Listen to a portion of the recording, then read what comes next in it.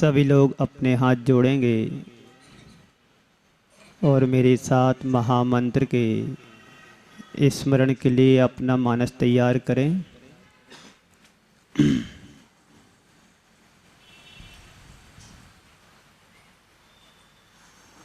रामो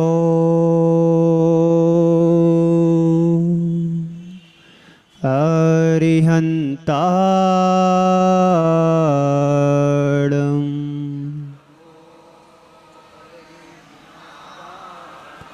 एडवो सिद्धाणं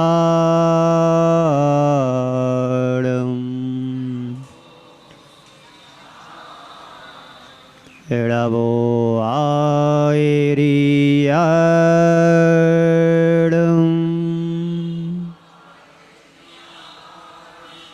एडवो वज्झायाणं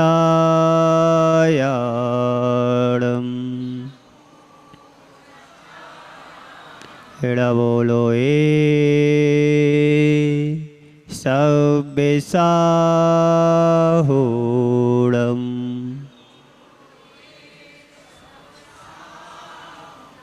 ऐसो पंचेणमो यारो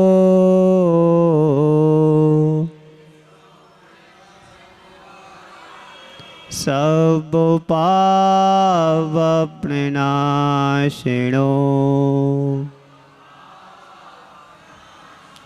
मंगलाणं च सब्बेसिं पड़ेवं हवै मंगलम्।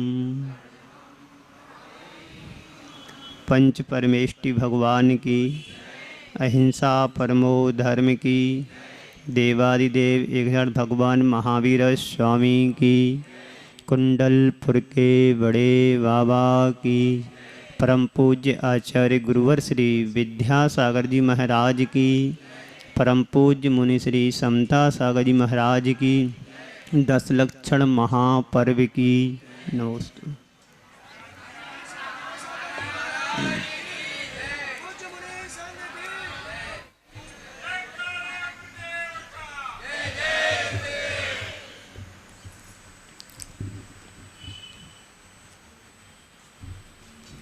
भगवान महावीर ने 2 तरह के मार्ग बतलाए हैं। एक श्रमण मार्ग तो दूसरा श्रावक मार्ग। एक साधना का मार्ग तो दूसरा साधन संपन्न सुख सुविधाओं का मार्ग।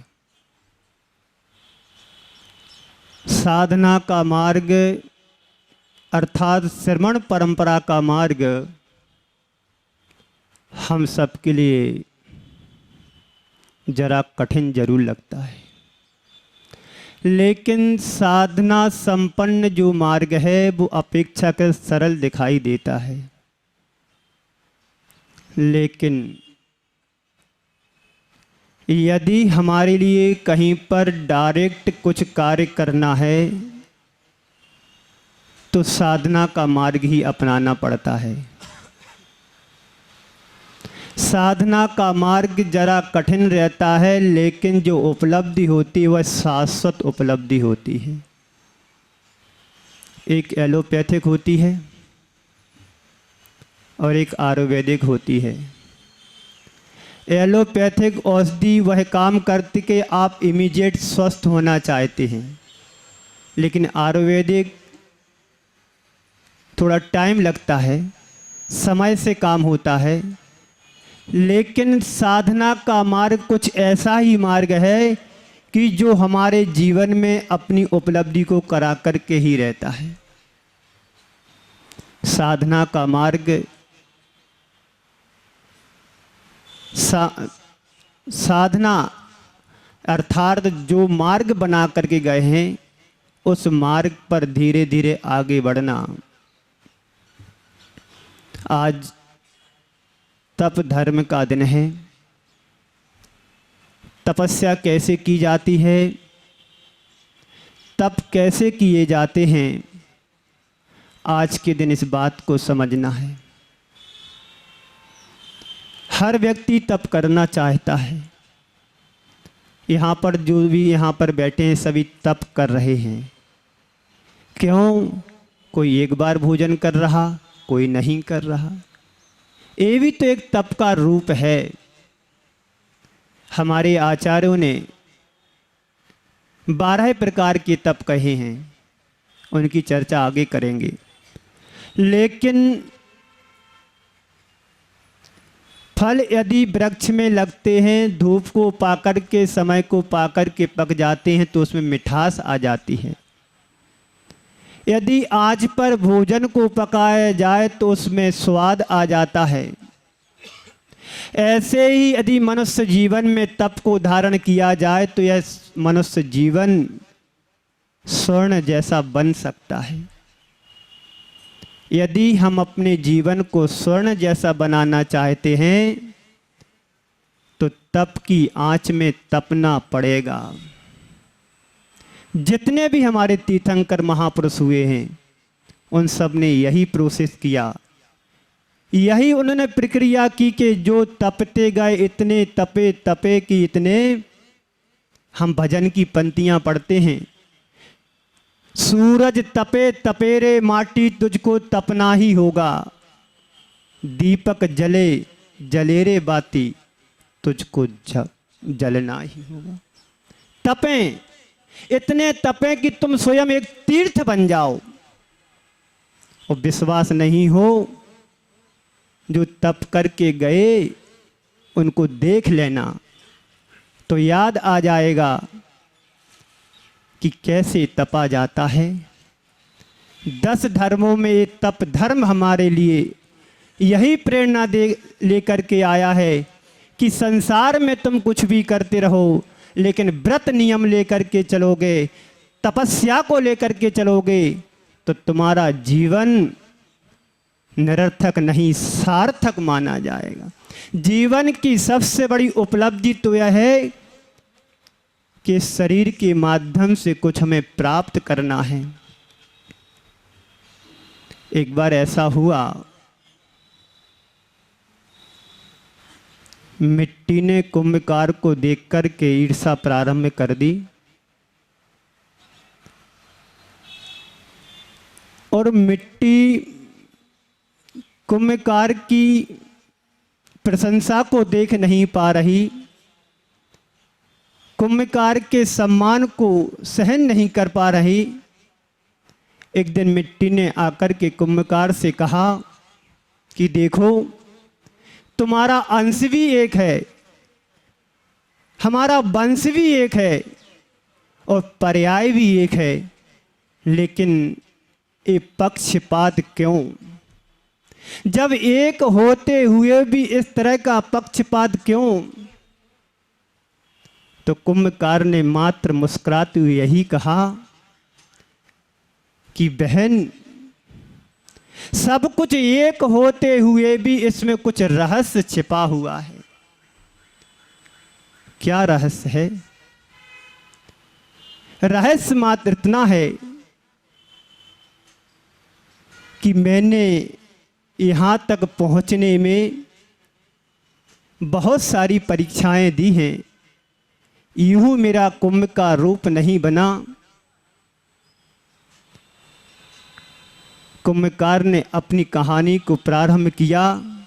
देखो बहन, जब मैं खदान में था तो एक कुम्हार हमारे ऊपर कुदारी लेकर के चलाना शुरू कर दिया।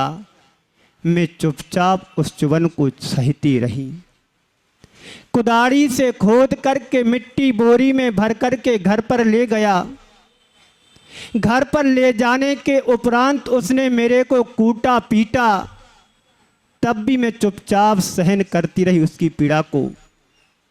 इतना ही नहीं, शीत ऋतु में मुझे छान करके पानी डाल करके रात्रि की ठंडी में मुझे बाहर छोड़ दिया गया। मेरा शरीर फूल गया, फिर भी मैंने कुम्भकार से कुछ नहीं कहा। इतना ही नहीं, उसने मेरे पैरों से रौंदा, पैरों से मेरे लिए गलाया, रौंदा गया, फिर भी मैं चुपचाप सहन करती रही। और पर मेरे मिट्टी के उस गले हुए मिट्टी को लौंदे बना करके एक चाक पर रख दिया और चाक को घुमाया गया तो मेरा सिर भी चकराने लगा। यदि यहाँ पर किसी का सिर दर्द हो रहा हो तो पूरा पंडाल उसको चक्र जैसा घुमाई देता है।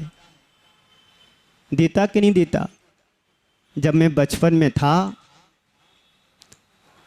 बस में बैठा, गांव से दूसरे गांव जा रहा था, मुझे ये पता नहीं कि बस घूम रही है कि जी वृक्ष घूम रहे।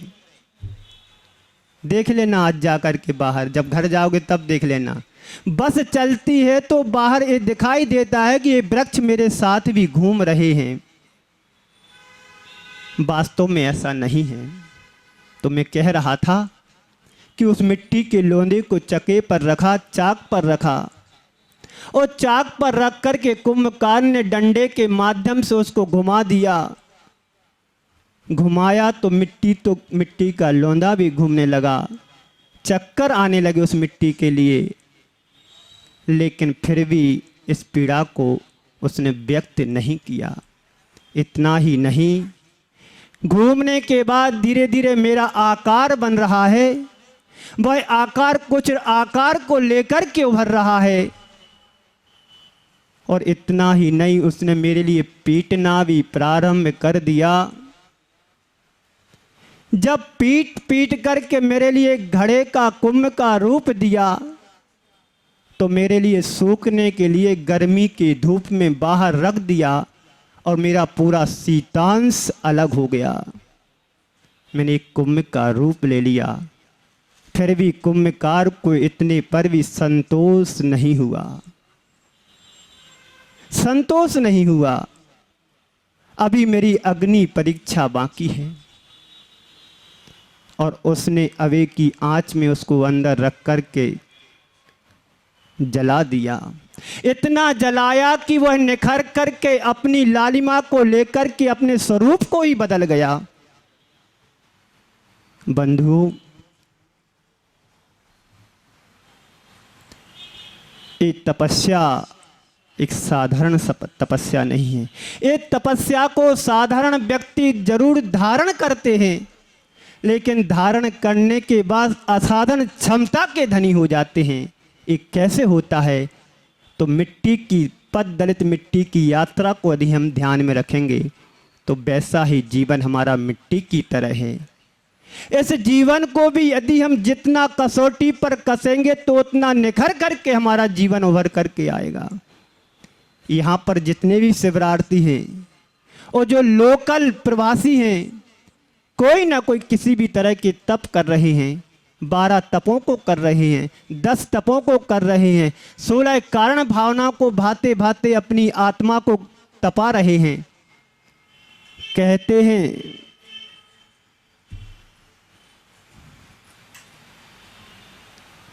कि जितना जितना कसौटी पर कसा जाए उतना उतना उसमें निखारपन आता है। मिट्टी का मंगल कलश बना, अग्नि परीक्षा होने के बाद एक कुंभ का रूप ले लिया, वह बाजार में बिकने लगा, लोग उसको चाहने लगे, मन पसंद पैसे देने लगे। कुंभकार के नज़ारे कुछ अलग ही दिखाई दे रहे। मुँह मांगा पैसा, 100 रुपये के 200 रुपये भी दे कर के आओ। क्यों? ठंडा ठंडा चाहिए, कूल कूल चाहिए। और कोल कोल को पीने वाले दिन भर कूलते रहते हैं, लेकिन जो प्रतिकूलताओं में जीते हैं वो अनुकूल रहते हैं। अनुकूल तुम्हें अपने जीवन को बनाना है तो अरहंत प्रभु की भक्ति में लग जाना। उनके चरणों में समर्पण होकर के जाओगे तो तुम्हारा जीवन भी भगवान बन जाएगा। लेकिन आचार्य श्री ने इसी बात को कहते हुए कहा एक दोहे के माध्यम से, तन मिला तुम तप करो, करो कर्म को नाश, रवि शशि से भी है अधिक तुम में दिव्य प्रकाश। प्रत्येक भव्य आत्मा के अंदर वह शक्ति विद्यमान है। प्रत्येक भव्य आत्मा के अंदर आत्मा परमात्मा बन सकती है, बशर्ते हमारी दिशा का दिग्दर्शन होना चाहिए, मन का दिग्दर्शन होना चाहिए। मन की दिशा का दर्शन दिग्दर्शन कराएंगे और तप में उसको लगाएंगे तो निश्चित हमारी आत्मा परमात्मा बनेगी। सुबह यहाँ पर एक विमोचन हुआ फोल्डर का, क्या लिखा है इसमें, अप्पा सु परमप्पा। मुझे 2 साल पहले का एक उदाहरण याद आ गया। पारोला में चातुर्मास चल रहा था, तप का ही दिन था, मेरा ही प्रवचन हुआ था, आज भी मेरा हो रहा है। प्रवचन होने के बाद प्रश्न मंच होता था, तो मैंने किसी दूसरे महाराज जी प्रश्न बनाते तो उन्होंने प्रश्न किया, ऐसा कौन सा सूत्र है जो आत्मा परमात्मा बनती है, उस सूत्र को जो महाराज श्री ने कहा वो बोल करके बताओ। एक सज्जन उठे तो उन्होंने क्या कहा, अप्पा सो पप्पा। क्या अप्पा सो पप्पा? मैंने क्या हो गया अप्पा सो पप्पा? अरे पप्पा तो घर में रहती हैं, तो आत्मा की बात की जा रही। अप्पा सो परमात्मा, यानी आत्मा ही परमात्मा बनती है। कब बनती है बंधु? जब हम अपने जीवन को तपाएं। तपते इति तपा, जो तपा जाए सो तप है। इच्छा निरोधो तपा, अपनी इच्छाओं का निरोध करना सो तप है। कर्म क्षयार्थम तपते इति तपः, कर्म के क्षय के लिए जो तप किया जाता है वह तप माना जाता है। लेकिन हम कर्म को बंद करने के लिए तप करते हैं। किसी को ये पता नहीं उपवास क्यों किए जाते हैं। छोटे छोटे बच्चों को करा रहा है, 15 साल के बच्चों को तप उपवास करा रहा है। पूछा मैंने क्यों करा रहे हैं इनको उपवास? महाराज जी पर्व लगे हैं। अरे उनसे ये तो पूछो उपवास क्यों किए जाते हैं? ये उपवास नहीं, तुम्हारा एक प्रकार का लंघन है। उपवास के साथ हमारी साधना जुड़ी होती है। उपवास के साथ हमारी विशुद्धि होना चाहिए। उपवास के साथ हमारी आराधना होना चाहिए। हम भगवान की आराधना करें, अपनी आत्मा की विशुद्धि को इतना बढ़ाएं कि तो हम स्वयं एक दिन हम तप बन जाएं। जो तप बने हैं, हमारे आराधक बने हैं, हमारे पूज्य बने हैं, हमारे उपासक बने हैं। हम बाहर से कितना भी उपास कर लें, लेकिन जब तक हमारी आत्मा में विशुद्धि नहीं आएगी, जब तक हमारे अंतरंग में शांति नहीं मिलेगी, तो तुम्हारे तप किसी काम के नहीं। मन शांति के लिए तप किया जाता है, कर्मों के क्षय के लिए तप किया जाता है, और सर्वार्थ मतलब सभी साधनों की सिद्धि के लिए तप किया जाता है, जिसमें परमात्मा की उपलब्धि होती है। तो मैं कह रहा था, जो कुंभकार का रूप मिला, कुंभकार की प्रभावना को देख करके मिट्टी ईर्ष्या करने लगी। ईर्ष्या स्वाभाविक है। यदि यहाँ पर 10 विद्वान तैयार हो जाएं, प्रवचन कर ले लेंगे, तो 20 लोग ईर्ष्या करेंगे कि मेरे साथ ही तो बैठने वाला आज प्रवचनकार बन गया। करते हैं, स्वभाव है। इस स्वभाव को कोई परिवर्तन नहीं कर सकते हैं बाय नेचर। हर व्यक्ति का अपना स्वभाव होता है, हर व्यक्ति का अपना नेचर होता है। नीम का स्वभाव क्या है? कड़वापन, लेकिन उसका स्वभाव कभी जाता नहीं। उस स्वभाव को बदलने के लिए स्वयं को बदलना पड़ता है। आत्मा सु परमात्मा तभी बनती है। हम अपनी आत्मा को कुंदन तभी बना सकते हैं जब हम अपने आप में परिवर्तन लाएंगे, जब हम अपने आप को बदलेंगे। एक जगह एक विशाल मंदिर था। मंदिर बहुत विशाल था, सभी लोग दर्शन करने आते थे। लेकिन उस मंदिर में मात्र एक ही वेदी थी। उस एक ही वेदी पर भव्य प्रतिमा थी, सबके मन को लोभावनी करती थी। लेकिन उस मंदिर में प्रतिमा के साथ साथ एक खम्मा भी बाजू में था। प्रतिमा की प्रभावना को देख करके, प्रतिमा के गुणानुवाद को देख करके, उसकी पूजा प्रतिष्ठा को देख करके खम्भे को ईर्ष्या हुई। एक दिन एकांत स्थान को पाकर के खम्भे ने उपलम्ब दिया कि हम सभी का वंश एक है, अंश एक है, पर्याय एक है, लेकिन आपकी सब लोग पूजन करते हैं, आपके लिए अगरबत्ती लगाते हैं, आपके लिए बड़े बड़े थाल ला भर करके ला करके सब कुछ करते, पूजा पाठ करते। लेकिन मैंने ऐसा कौन सा दोष किया कि लोग आकर के मेरे से टिक करके बैठ जाते हैं? जैसे कोई व्यक्ति अब यहाँ टिक करके बैठ गया हो खम्मे से, तो क्या करे, क्या कहा जाए उसके लिए? भगवान की प्रतिमा की पूजा प्रतिष्ठा को देख करके खम्मा ईर्ष्या करने लगा। एक दिन पुनः इस बात को सुनकर के प्रतिमा ने, मूर्ति ने खम्मे से कहा, देखो भाई, आप भले भी कुछ कहो, पर मैं इतना ही जानता हूं कि जिन्होंने अपने जीवन में परीक्षाएं दी हैं, वही हमेशा उत्तीर्ण होता है। जब एक दिन शिल्पी आया खदान पर, पहनी छेनी को लेकर के और हथौड़े को लेकर के, मेरे ऊपर बैठ करके उसने छेनी को चलाना शुरू किया, और आप तो वहीं पर चुपचाप पड़े रहे और मेरे को उठा करके अपने घर पर लाया, कारखाने में लाया। मैंने कुछ भी नहीं कहा। जब मेरे ऊपर छेनी चलाना शुरू किया तो मुझे लगा कि मेरा अनावश्यक जो शेष भाग है वह धीरे धीरे अलग हो रहा है। थोड़े दिनों बाद देखता हूँ कि मेरा एक रूप बन रहा है, और देखता हूँ मेरा एक आकार आ रहा है। मैं चुपचाप उस चीज़ को, उस कठिनाई को, उस पीड़ा को सहन करती रही। और इतना ही नहीं, ये सब होने के बाद मेरी प्राण प्रतिष्ठा हुई, मेरे अंदर मंत्र दिए गए, तब मैं आपके सामने एक मूर्ति बनकर के आई हूँ। मूर्ति बनने में कितनी मैंने पीड़ा को सहन किया, कितने कष्टों को सहन किया, तब कहीं जाकर के एक भगवान का रूप ले पाए, और आप चुपचाप वहीं पर रहे। आपने पीड़ा को सहन नहीं किया। किसी की प्रशंसा करना हो तो उसकी पीड़ा को भी देखने की ज़रूरत है। मात्र प्रशंसा करके ईर्ष्यालु बनना हमारा धर्म नहीं है। धर्म तो हमारा वही है कि ईर्ष्या को त्याग करना सबसे बड़ा धर्म है। मान का त्याग करना, क्रोध का त्याग करना, लोभ का त्याग करना, वही हमारा सही धर्म माना जाता है। भगवान की पूजन घंटे भर करो, 2 घंटे करो, और मन से यदि ईर्ष्या भाव नहीं निकला तो तुम्हारी पूजा किसी काम की नहीं।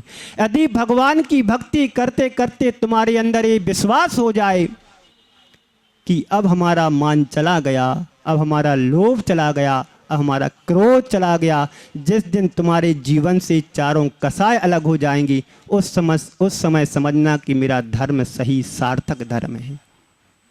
कितने लोग यहाँ पर एक पूजा करते लेकिन मान को नहीं छोड़ते? हाथ उठाओ जरा।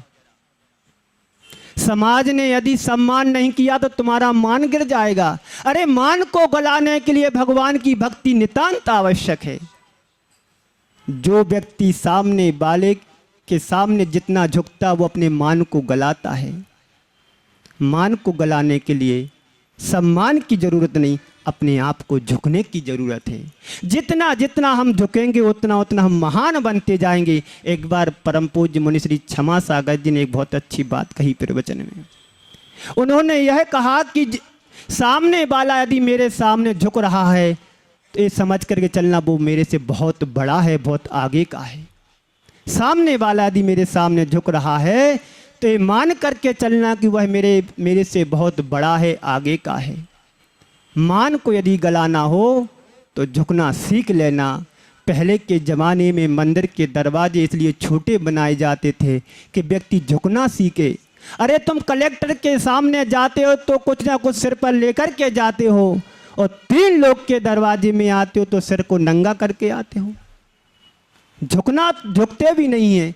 दर्शन करने आते हम लोगों के पास, खड़े खड़े कहते महाराज नमोस्तु नमोस्तु। मैं कहता हूँ भाई जो बैठ के तो करो। बच्चे भी वैसे ही करते, नमोस्तु महाराज नमोस्तु महाराज। कल एक श्राविका आई, उसके साथ 3 साल की बालिका थी, उसकी मम्मी ने ऐसी नमोस्तु किया, उसने भी ऐसा कर दिया। देखो हमने कि यही संस्कार आप दे रहे हो। और इस सूरत समाज में, सूरत शहर के अंदर ना जाने प्रतिभा चातुर्मास होते हैं, लेकिन अपने आप को ज्यों का त्यों रखते हो तो क्या मतलब चातुर्मास कराने से? बच्चों को यदि संस्कार देना है तो स्वयं को पहले झुकना पड़ेगा। तो बच्चे भी अनुकरणीय प्रिय होते हैं, वो तुम जैसा करोगे तो वो वैसा करते हैं। आप दिन को रात कहोगे तो बच्चे भी दिन को रात ही कहेंगे, और आप दिन को दिन कहोगे तो बच्चे भी दिन ही कहेंगे। हम जैसा करेंगे वैसा बच्चे करते हैं। आज का दिन तप का दिन है, जितना तपा जाए उतना कम है, क्योंकि एक श्लोक आता है जैनागम में, पाषाणेषु हिता हेमः, पाषाणेषु यथा हेमः, दुग्ध मध्ये यथा घृतम, तिल मध्ये यथा तेलम, देह मध्ये यथा शिभा। यानी पाषाणेषु यथा हेमम, पाषाण के अंदर स्वर्ण होता है, पाषाण के अंदर स्वर्ण होता है, लेकिन वह स्वर्ण तभी हमें प्राप्त हो सकता है जब पाषाण को हम विशेष विधि के द्वारा उससे छांट काट करते हैं, उसको तपाते हैं, तभी हमारे लिए स्वर्ण मिलता है, और उसी स्वर्ण से तभी हम आभूषण बना सकते हैं। पाषाण में से यदि स्वर्ण निकालना है तो उसको भी तपाना पड़ता है, उसको भी गलाना पड़ता है, तभी जाकर के वह स्वर्ण हमें प्राप्त होता है। दुग्ध मध्ये यथा घृतम। ये सबको मालूम है कि दूध के अंदर घी होता है, धूप होता है, घृत होता है, लेकिन दूध को ऐसे ही प्राप्त नहीं किया जाता, उसके अंदर का घी। अरे उस दूध की भी परीक्षा लेना पड़ती है, उस दूध का भी प्रोसीजर होता है, उसकी भी पूरी की पूरी प्रक्रिया करना पड़ती है। सबसे पहले दूध को गर्म करना पड़ता है, गर्म करने के बाद ठंडा करने के उपरांत दूध को जमाना पड़ता है। लेकिन आज का ज़माना बिगड़ गया है कि दूध को बिना गर्म किए जमाते हैं, और जमाना तो दूर, मशीन के द्वारा क्रीम भी निकाल लेते हैं। वह घी शुद्ध घी नहीं माना जाता है। नाम का शुद्ध घी हो सकता है, लेकिन प्रोसीजर उसका ठीक नहीं है, वह साधु संतों को आहार में देने लायक नहीं है, यहाँ तक कि मंदिर में ज्योति जलाने के लिए उपयोगी नहीं है, क्योंकि 48 मिनट के पहले पहले उसको गर्म कर लिया जाए दूध को, और जो उसकी प्रक्रिया होती है उसी के अनुरूप दही को बनाया जाता है। दही दूध को जमाना, दही बन जाने के बाद उसका मंथन करना, मंथन करने के बाद जो नवनीत प्राप्त होता है उसकी भी अग्नि परीक्षा होती है, तब कहीं जाकर के घी बनता है। घी यूं ही प्राप्त नहीं होता है। घी से पूछो कि आपने कितनी मेहनत, आपके जब इसका स्वरूप प्राप्त किया है तो कितनी मेहनत करने पड़ी। हम लोग तो ऐसे होते हैं, बाजार से खरीदा, खा लिया। दूध के अंदर घी ये सबको पता है, लेकिन घी बनाने की प्रक्रिया कितनी बड़ी होती है। और तिल मध्ये यथा तेलम, तिल के लिए जब तक कोलू में नहीं पेरते हैं तब तक उसके अंदर का तेल भी हमें प्राप्त नहीं हो सकता है। बंधुओं, ये एक एग्जाम्पल हैं, एक रूपक हैं। ऐसे ही देह मध्ये तथा शिवा, इस शरीर के अंदर भी भगवान विद्वान है, इस शरीर के अंदर भी आत्मा परमात्मा बन सकती है। कब बन सकती है? जब हम इस शरीर को तप से तपाएं। तप से तपाने के बाद भी ये शरीर भगवान बन जाए कोई जरूरी नहीं, लेकिन आज जैसे तप नहीं करना है, वह तप करना है जो कर्मों को नाश करे, जो कर्मों का क्षय करे। जो कर्मों का नाश करता है, कर्मों को क्षय करता है, वही तप सही तप माना जाता है। हम सभी हमारे शरीर के साथ में जो आत्मा जुड़ी हो, उस आत्मा को परमात्मा यदि बनाना चाहते हो तो तन को तपाना है। तन मिला तुम तप करो, करो कर्म को नाश। यदि कर्मों का क्षय करना है तो तप हमारे लिए तपना ही पड़ेगा, क्योंकि रवि शशि से भी है अधिक तुम में दिव्य प्रकाश। सूर्य और चंद्रमा से भी कहीं अधिक हमारी आत्मा के अंदर प्रकाश है। अब आपकी आत्मा के अंदर जो प्रकाश है वो कैसे मालूम होगा?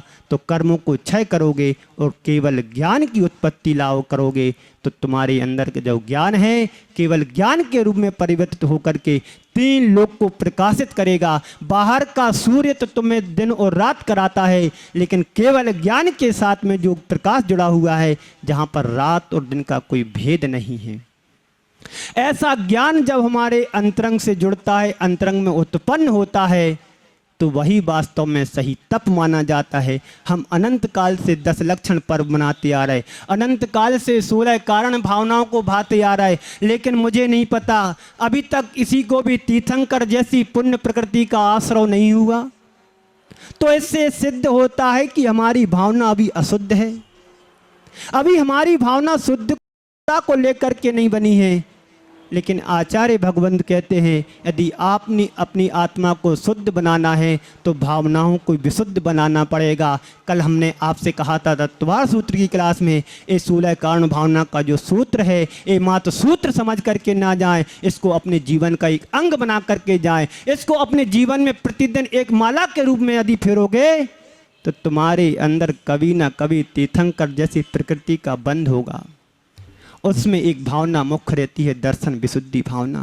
दर्शन विशुद्धि का अर्थ है मात्र अपनी दृष्टि की निर्मलता, दृष्टि में विशुद्धि होना चाहिए।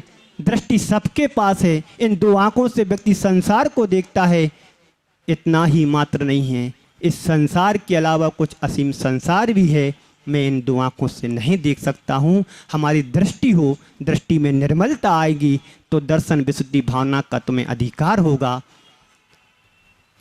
यह तन पाए महातप कीजिए या में सार यही है, इस शरीर को पाकर के तप करना ही यही जीवन की सबसे बड़ी उपलब्धि है। मानव जीवन तो एक कड़वी तुम्बी की तरह है, मानव जीवन तो एक कड़वी तुम्बी की तरह है।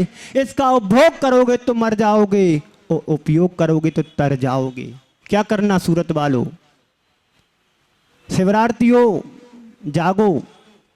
मैंने क्या बोला अभी, मानव जीवन एक कड़वी तुम्बी की तरह है, तुम्बी का उपभोग करोगे फूड पॉइजन हो जाएगा, डॉक्टर भी नहीं बचा पाएंगे, मात्र मरना ही होगा। और इसी शरीर के साथ शरीर का उपयोग करोगे तो तुम तर जाओगे तुम्बी में।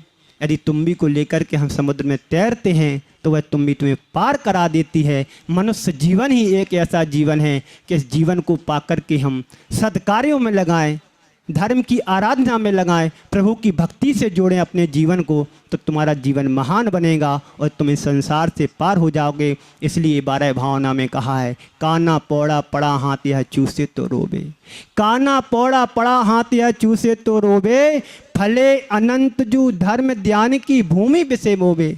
ये मनुष्य पर्याय तुम्हें मिली है, एक काने पौड़े की तरह मिली है। इस मनुष्य पर्याय को यदि हम धर्म ध्यान की भूमि में बोते हैं, धर्म ध्यान में अपने जीवन को जोड़ते हैं, लगाते हैं, तो तुम्हारे जीवन में नई उपलब्धि होगी। वह उपलब्धि तुम्हें प्रभु से मिलन कराने वाली होगी। यदि हम गन्ने को, गठीले गन्ने को यदि खाएंगे तो खाते समय तुम्हारे दांत छिलेंगे, मसूड़े छिलेंगे, उससे तुम्हें रस नहीं मिलेगा, उससे तुम्हारे मसूड़ों से खून निकलेगा। उस खून को खा करके तुम्हें ऐसा लगता है कि मुझे बहुत अच्छा लग रहा है। बंधुओं, यदि उसी गन्ने को तुम उर्वरा भूमि में बो देंगे तो नए गन्ने आएंगे, रसीले गन्ने आएंगे, फिर तुम उनका रसा पान करोगे तो तुम्हारे जीवन में आनंद आएगा। ऐसा ही मनुष्य पर्याय है। मनुष्य पर्याय हमारे लिए तप करने के लिए मिली है, धर्म की भूमि में लगाने के लिए, धर्म के क्षेत्र में हमें आगे बढ़ने की ज़रूरत है।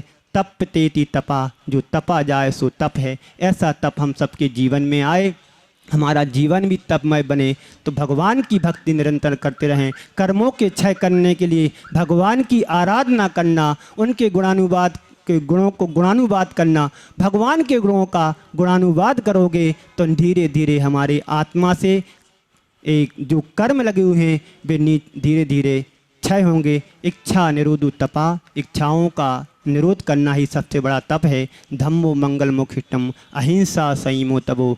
धर्म क्या है? धर्म उत्कृष्ट है, मंगल है। ऐसा धर्म हम सबके जीवन से जुड़े।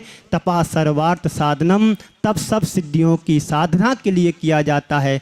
धम्मो मंगल मुखिटम, धर्म उत्कृष्ट है, मंगल स्वरूप है। ऐसे धर्म की हम आराधना करें, ऐसे धर्म की हम तपस्या करेंगे, निश्चित हमारे जीवन में कुछ विशेषताएं आएंगी। जो 12 प्रकार के तप मैंने कहे थे, एक अनशन होता है। अनशन का अर्थ होता है उपवास करना। किसके वास जाना? किसके वास्ते उपवास करना? तो आत्मा के वास्ते उपवास करना। हमारा सही उपवास माना जाता है, लेकिन जो आत्मा के पास नहीं आता उसका उपवास की श्रेणी में नहीं आ सकता, उसको तो उल्लंघन ही कहा जाएगा। अपनी शक्ति के अनुसार तप करना चाहिए। उसके बाद आता है उनोदर। उनोदर का अर्थ होता है भूख से कम खाना। भूख लगी है, खाते जाओ, बोल के आना, उनोदर। उनोदर भी 3 प्रकार के होते हैं।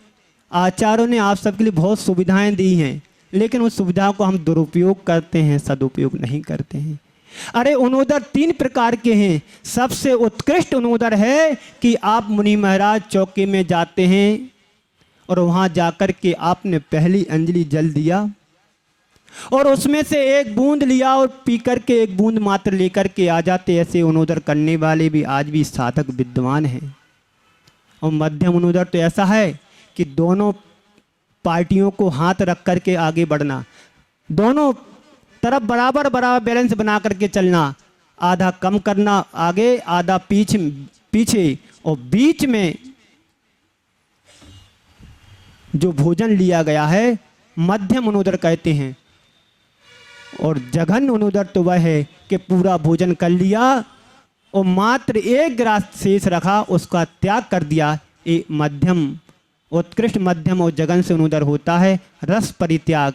अपनी इंद्रियों को जीतने के लिए रस का त्याग किया करते हैं, छठों रसों का त्याग करते हैं, ये रस परित्याग हो गया। वृत्ति परिसंख्यान का अर्थ होता है विधि लेकर के साधु संत आहार के लिए निकलते हैं। किस प्रकार की विधि? दाता की भी विधि होती है, पात्र की भी विधि होती है, घर की भी विधि होती है, अमुक गली की भी विधि होती है। मैं आज इस गली में जाऊंगा तो आहार, इस गली में यदि श्रावक मिलेगा तो मैं आहार करूंगा, इस नगर में जाऊंगा यदि चौका मिलेगा तो आहार करूंगा, अमुक श्रावक मिलेगा तो मैं आहार करूंगा। एक बार की बात है अमरकंटक की, 2006 का। एक श्रावक 1 माह से लगभग चौका लगा रहा था अमरकंटक में, और जिस दिन उसको जाना था तो शाम की टाइम आचार्य से बोल करके गया कि गुरुदेव आपका मुझे 1 माह से आशीर्वाद नहीं मिला। हो जाता कभी क्या होता है कि श्रावक चेंज होते रहते हैं, चौका उसी का रहता है, आचार्य श्री का ध्यान नहीं गया होगा। अब आचार्य से बोल करके तो गया कि मुझे 1 महीने से लाभ नहीं मिला है, और शाम को ही वो सामान बांध करके चला गया। सुबह आचार्य श्री को विकल्प रहा कि उस श्रावक का मेरा आहार नहीं हो पाया, तो आचार्य श्री वृत्ति परिसंख्यान लेकर के निकले कि वह श्रावक मिलेगा तो मैं आहार करूंगा। आचार्य श्री ने 1 राउंड लगाया, परिसर छोटा सा है, श्रावक नहीं मिला, आचार्य श्री मंदिर में आ गए। इसको बोलते वृत्ति परिसंख्यान। 2008 में विदिशा नगर में पंच कल्याणक हो रहा था। अप्रैल के माह में भीषण गर्मी थी और आचार्य श्री कुछ विकल्प लेकर के निकले, स्टेशन मंदिर तक पहुंचे। उनका हो सकता विकल्प ये हो कि नगर में यदि चौका लगा होगा तो मैं वहां पर आहार करूंगा। स्टेशन तक पहुंच गए, वहां पर कोई चौका नहीं था। आचार्य श्री ने वहीं अंजलि छोड़ी, वापस आ गए। इसको बोलते वृत्ति परिसंख्यान। अरे वृत्ति परिसंख्यान करें, लेकिन व्यक्ति का परिसंख्यान ना करें, और जो व्यक्ति के परिसंख्यान में लगे रहते हैं उसका वृत्ति परिसंख्यान नहीं होता है। उसके बाद आता है काय क्लेश।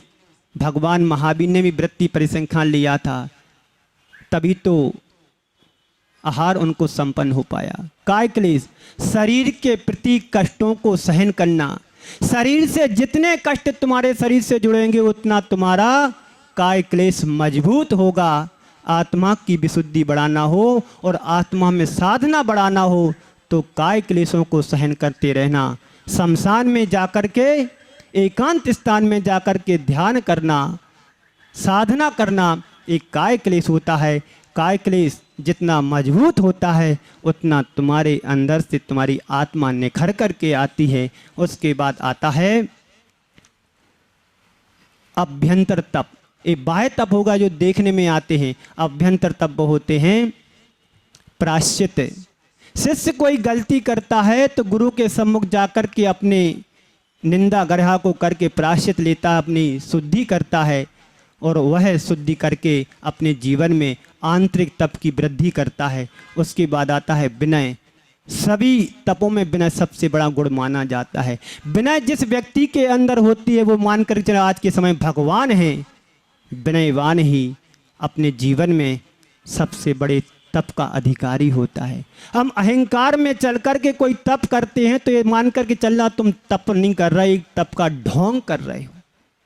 विनय हमारे अंदर होना चाहिए। कैसी विनय होना चाहिए? हमारे से बड़े यदि कोई गुरुदेव आते हैं तो उनके सामने खड़े हो जाएं, हाथ जोड़ कर के नमन करें, ये तुम्हारी विनय होना चाहिए। लेकिन हम करते क्या है? अहंकार के कारण उनको निगलेक्ट कर देते हैं। ये हमारा सबसे बड़ा दोष है। विनय हमारे अंतरंग में होना चाहिए। पारिवारिक जनों में जब हम विनय करते हैं तो गुरुओं के प्रति भी हमारी विनय होना चाहिए। देव शास्त्र गुरु के प्रति विनय होना चाहिए। देव शास्त्र गुरु को आप सामान्य ना समझें। यही हमारे जीवन के आधार हैं, यही हमारी प्रगति के आधार हैं, यही हमारी जीत के आधार हैं। यदि तुम्हें जीतना है तो इंद्रियों को जीतोगे और फिर जितेंद्रिय बनोगे। तो जितेंद्रिय कब बनते हैं? जब हमारे अंदर विनय जैसा गुण होता है। पूज्य पुरुषों के प्रति हार्दिक आदर का भाव हमारे जीवन में आना चाहिए। उसके बाद आता है वैयावृत्त। वैयावृत्त का अर्थ होता है समता भाव पूर्वक त्यागी वृत्तियों की सेवा करना, गुस्सा करके नहीं करना, तो तुम्हारी वैयावृत्ति नहीं मानी जाएगी। अरे बाहुबली भगवान ने किसी जमाने में किसी पर्याय में वैयावृत्ति की तो उनको कामदेव जैसा शरीर मिला, बलिष्ठ शरीर मिला। कृष्ण जैसे साधक ने किसी मुनिमराज की औषधि चलाई थी, उन्हें भी तीर्थंकर प्रकृति का बंध हुआ। ऐसे ऐसे उदाहरण हमारे शास्त्रों में निहित हैं। उन उदाहरणों को पढ़ेंगे तो हमारे जीवन में वैयावृत्त जैसा गुण आएगा। वैयावृत्त ग्रस्त तो करते ही करते हैं, लेकिन मुनिराज भी एक दूसरे की वैयावृत्ति करके अपने जीवन को धन्य करते हैं। उसके बाद आता स्वाध्याय। स्वयं का अध्ययन करना, अपनी आत्मा का विश्लेषण करना कि हमारे अंतरंग में कहाँ कहाँ पर कर्म टिके हुए हैं, कहाँ कहाँ पर दोष लगे हुए हैं। हमारे जीवन में जितनी भी परेशानी आती है उन सब परेशानियों को स्वाध्याय से ही जीता जा सकता है। हम सीता के उदाहरण को देखें, हम अंजना के उदाहरण को देखें, उनके जीवन में कितनी परेशानियाँ थी। ये कैसे मालूम पड़ेगा? जब हम स्वाध्याय को करेंगे। आदि पुराण, पद्म पुराण, शरणिक चरित्र, श्रीपाल चरित्र आदि ग्रंथों को पढ़ेंगे तो उनकी परेशानियों को देख कर के हम अपने जीवन में उन परेशानियों को सहन करने की क्षमता को अर्जित कर सकते हैं। स्वाध्याय का ही सबसे बड़ा गुण है कि हमारे जीवन में जो परेशानी आती हैं उनको सहन करने की क्षमता हमें प्राप्त होती है। उसके बाद आता है कायोत्सर्ग, अर्थात शरीर के प्रति ममत्व का त्याग करना। शरीर के प्रति जो हमारा ममत्व है, जो मूर्छा हमारे शरीर के प्रति लगी हुई है, उसका त्याग करना कायोत्सर्ग है। इसके संबंध में आचार्य शांति सागर जी महाराज के साथ में एक नियमी सागर जी आचार्य महाराज थे। उस समय वो घुटने पर खड़े होकर के घंटों घंटों साधना करते थे। हम बैठ कर के साधना नहीं कर पाते हैं, वो तो घुटने पर खड़े होकर के करते थे। मैंने कई मंदिरों में तस्वीर भी देखी है कि आचार्य नियमी सागर जी महाराज घुटने पर खड़े ऐसे ध्यानस्थ हैं। हम खड़े होकर के हिल जाते हैं, वो घुटने होकर के कभी हिले नहीं, और जब नहीं हिले तो उसी का नाम कायोत्सर्ग है। काय के प्रति ममत्व का त्याग अर्थात कायोत्सर्ग। और कायोत्सर्ग का अर्थ है अपनी आत्मा की तरफ केंद्रित होना। और छठवां है ध्यान। चित्त की एकाग्रता को ध्यान कहते हैं। चित्त यदि हमारा एकाग्र करना है तो आत्मा की तरफ केंद्रित करना पड़ेगा। सभी साधनाओं में चित्त की साधना सबसे बड़ी मानी जाती है। आपको पता है बंदर का मन कितना चंचल होता है, वैसे ही इस काली खोपड़ी जो मनुष्य पर्याय को धारण किया है उसका भी चित्त बंदर से ज़्यादा कहीं चंचल दिखाई देता है। मन में कुछ, वचन से कुछ और काय से कुछ करता है। इन सबको रोकने के लिए, सबको जीतने के लिए हमें साधना करना है तो ध्यान लगाना चाहिए। मुझे एक संस्मरण याद आ रहा है, जब आचार्य भगवंत विद्यासागर जी महाराज राजस्थान में थे, वो बिहार जब करते थे तो किसी को बता के नहीं करते थे। आज भी उनका वही रूल्स है, वही नियम है। जब भी बिहार करते हैं किसी से ये नहीं कहते मैं कहाँ जा रहा।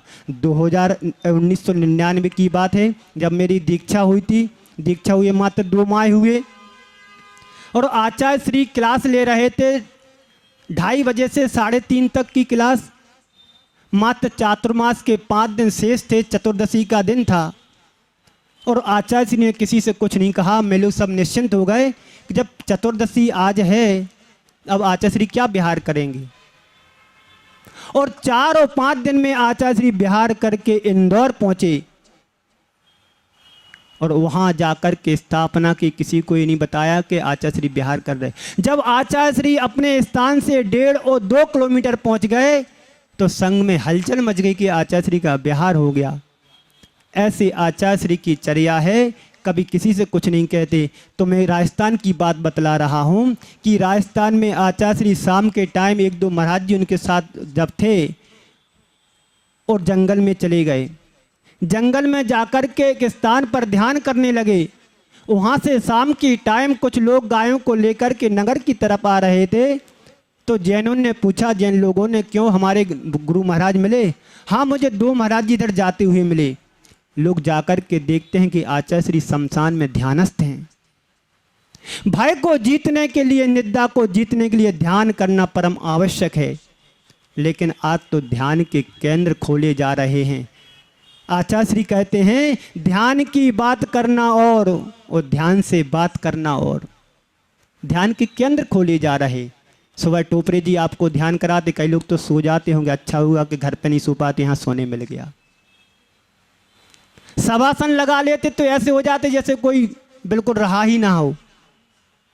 तो ध्यान की बात करना और ध्यान से बात करना और दोनों एक नहीं है। ध्यान के केंद्र खोलने मात्र से ध्यान में केंद्रित होना संभव नहीं। एक मूक माटी की पंक्तियां हैं बंधुओं।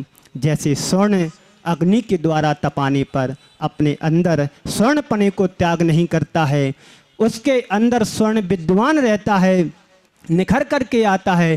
ठीक वैसे ही हम मनुष्य प्राणी, ज्ञानी प्राणी जब कर्मों के उदय में से प्रेरित होता है तो वह अपने ज्ञानीपने को त्याग नहीं करता, छोड़ता नहीं है। इसलिए अपनी साधना के बल पर उसके अंदर निखार आता है। आप सभी को पता है पूज्य महाराज श्री का श्वास विगत 8-10 दिनों से गड़बड़ चल रहा है, लेकिन उन्होंने अपनी समता का परिचय दिया, समता को नहीं छोड़ा। तो आज आपके सामने उपस्थित हैं, सुबह आते हैं, बैठते हैं, शांति धारा कराते हैं। सब आपके निवेदन से कल उन्होंने 5 मिनट बोला भी था। यह है साधना का परिणाम, यह है त्याग का परिणाम। यदि उनके स्थान पर आप कोई होते तो 2-4 लाख रुपया पानी में फूंक देते, पता नहीं व्यक्ति बचता कि नहीं बचता। लेकिन ये तप का प्रभाव है। तप तेति तपा, जो तपा जाए सो तप है। उन्होंने अपनी तपस्या का परिचय दिया। आप लोग उदाहरण लेकर के जाएं। मरना तो वैसे ही है, छूटना वैसे ही है।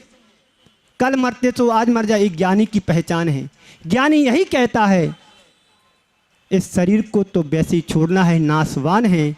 कितना इसको संभालोगे, कितना इसकी साज सज्जा करोगे।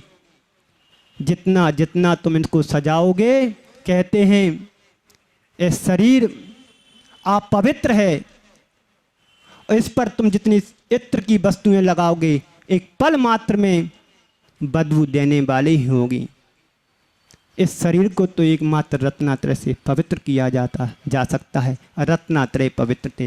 इस शरीर को यदि पावन और पूज्य बनाना है तो रत्नात्रय को धारण करना पड़ेगा। जो रत्नात्रय को धारण करेगा वही तप की आराधना कर सकता है। तप हमारे जीवन का वह अंतरंग तप है जिसके माध्यम से हम अपनी आत्मा को कुंदन बना सकते हैं, जिसके माध्यम से हम अपनी आत्मा को सोना बना सकते हैं।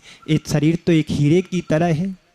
एक खान में हीरा पड़ा है, एक शान पर हीरा चढ़ा है, लेकिन खान पे पड़े हुए हीरे की कोई कीमत नहीं होती है। जो शान पर चढ़ जाते हैं उस हीरे की कीमत होती है। हमारे प्रभु शान पर चढ़े हुए हीरे की तरह हैं। हमारे गुरु शान पर चढ़े हुए हीरे की तरह हैं। हम अपने गुरुवर को देखेंगे तो उनके आभा मंडल से ऐसा प्रकाश निकलता है कि वो अंधेरे में भी चमकते हैं। मैंने देखा है रामटेक वगैरह में, कुंडलपुर वगैरह, अमरकंटक है, जहाँ पर लाइट नाम का निशान नहीं, वो अंधेरे में चमक रहे। मैं तो एक आश्चर्यचकित रह गया कि आज यहाँ पर क्या हो गया। एक अलग प्रकार की आभा निकल रही। एक दिन मैंने आचार्य श्री को विश्राम करते हुए देखा। जब आचार्य श्री विश्राम कर रहे थे, लगभग रात्रि के 10:30-11 बज रहे थे। हम और पुराण सागर जी बैया वृत्ति कर रहे थे। आचार्य श्री सोते सोते दोनों हाथ जोड़े हैं वो बार बार मस्तिष्क तक ले जाते। मैंने पुराण सागर जी से कहा, देखो आचार्य श्री क्या कर रहे हैं। अरे भगवान, जब आचार्य श्री सोते हैं तो जागृत अवस्था में सोते हैं, लेकिन हम लोग सोते हैं तो घोड़े बेच करके सोते हैं। हमें गुरुओं की विनय करना, गुरुओं की प्रशंसा करना, तो तुम्हारे लिए धर्म ध्यान का एक आधार बनेगा, कर्मों की नजरा के लिए आधार बनेगा। कर्म तो करते जाते हैं, लेकिन कर्म को छोड़ने की बात जब सामने आती है तो पीछे हट जाते हैं। दान करने की बात आती है तो हम पीछे हट जाते हैं। भैया जी को आप क्या समझ रहे हो? क्या दुकान वगैरह खोले होलसेल की? अरे उन्होंने अपना जीवन त्याग किया, परिवार त्याग किया और जाकर के आचार्य श्री के आशीर्वाद से गुरुकुल में निवास कर रहे हैं, साधना कर रहे हैं। गुरुकुल में अभी 1500 बच्चे तो होंगे, जितने भी हों, लेकिन उन सब की साधना इन ब्रह्मचारियों के ऊपर डिपेंड रहती है। आप अपने यदि द्रव्य का सहयोग करेंगे तो आश्रम में भेज करके उन बच्चों के लिए सेवा का मौका अवसर लें। ये अवसर प्राप्त यदि हमारे जीवन में होता है तो सौभाग्य मानना चाहिए कि मेरी चंचला लक्ष्मी का कुछ सदुपयोग हुआ है बच्चों के वास्ते, बच्चों के निमित्त। वहाँ पर ऐसे बच्चे पढ़ते, कोई साहूकार के बच्चे नहीं पढ़ते हैं, बड़े बड़े श्रेष्ठियों के बच्चे नहीं पढ़ते। वो बच्चे वहाँ पर पढ़ते हैं, शिक्षण ग्रहण करते हैं, जिनके परिवार की आर्थिक स्थिति कमज़ोर होती है। वही बच्चे गुरुकुल में जाते हैं, चाहे हैदराबाद का गुरुकुल हो, चाहे एलोरा का गुरुकुल हो, चाहे जबलपुर मड़िया जी का गुरुकुल हो। जहाँ जहाँ पर बच्चे पढ़ रहे हैं, उनके परिवार की आर्थिक स्थिति इतनी कमज़ोर होती है कि बच्चों की फीस नहीं भर सकते। हम सबके श्रेष्ठियों के बच्चे तो ऐसे स्कूलों में पढ़ते हैं कि जहाँ पर उनकी गाड़ी लेने जाती है, छोड़ने जाती है। यदि हम अपने द्रव्य का सदुपयोग करना चाहते हैं तो धर्म के क्षेत्र में जब मौका मिले तो पीछे नहीं हटना दान देने से। दान करोगे तो मान को गलाओगे, और मान को नहीं गला पाओगे तो दान से हमेशा पीछे रहोगे। ये पुण्य का अवसर है। आचार्य श्री हमेशा कहा करते हैं कि यदि तुम्हें पुण्य मिला है, अवसर मिला है, तो दान से कभी पीछे नहीं हटना। आज के मार्बल वालों का उदाहरण सर्वश्रेष्ठ है। आज के समय में भामाशाह बन करके आए हैं। मैं किसी जमाने के भामाशाह को याद करते हैं, मैंने नहीं देखा उनको, लेकिन आज के भामाशाह को देख लेना तो तुम्हारी आंखें खुल जाएंगी। कभी उनके जीवन में अहंकार फटकता नहीं है। वे अपने इस हाथ से दान देते हैं तो दूसरे हाथ को पता नहीं पड़ता है। ऐसा दान सीखना चाहिए देना। जितने भी मंदिर वाले जाते हैं, जितने भी मूर्ति वाले जाते हैं, जितने भी अनाथ वाले जाते हैं, उनके यहाँ कम से कम 50 काउंटर खुले हुए हैं। हर काउंटर पे अलग अलग व्यक्ति नियुक्त है। समाज की सेवा ऐसी करें कि सेवा हो लेकिन सेवा का प्रचार ना हो। हर व्यक्ति का अपना स्वाभिमान होता है। बंधुओं, आज तप का दिन है। इतना तपें कि हमारा जीवन भी तप बन जाए, इतना चले हमारी राहें भी कुछ मार्ग बन जाए। आप हर मंजिल को मुश्किल समझते हैं, आप हर मंजिल को मुश्किल समझते हैं, हम हर मुश्किल को मंजिल समझते हैं। बड़ा फर्क है हमारे आपके नज़रिए में, बड़ा फर्क है हमारे और आपके नज़रिए में। आप दिल को दर्द समझते, हम दर्द को दिल समझते हैं। बोलिए अहिंसा परमो धर्म की।